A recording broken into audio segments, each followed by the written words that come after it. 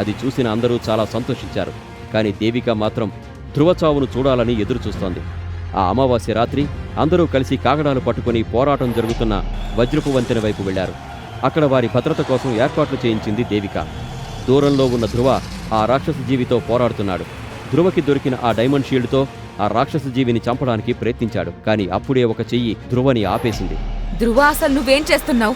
ఇలా మంత్రాలతో మోసం చేయడానికి ప్రయత్నిస్తున్నావా? ఇలా చేయడానికి నీకు సిగ్గులేదా అని ధ్రువని అడిగింది దేవిక.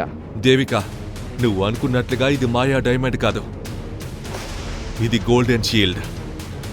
అది విన్న వెంటనే అందరూ అక్కడి నుంచి వెనక్కి తగ్గారు. ఎందుకంటే వారు గోల్డెన్ షీల్డ్ గురించి విన్నారు కానీ ఎవరూ దాన్ని తమ కళ్లతో చూడలేదు. కాని అది విన్న దేవిక గట్టిగా నవ్వింది. ఎవరికి చెప్తున్నావు నీ సోది కబుర్లు? ఈ గోల్డెన్ షీల్డ్ ను 100 సంవత్సరాల తపస్సుతో మాత్రమే పొందగలరు. అలాంటిది నువ్వు దాన్ని ఒక్క రాత్రిలోనే పొందావా? సరే చెప్పు, నువ్వు దాన్ని ఎలా పొందావు? ఎవరిచ్చారు నీకు? అది ఒక రహస్యం, నేను దాన్ని ఎవరికీ చెప్పలేను. క్రింద ఇచ్చిన లింక్ ని క్లిక్ చేసి పాకెట్ ఎఫ్ఎం యాప్ ని ఇన్స్టాల్ చేసుకోండి. Stay tuned to Pocket FM.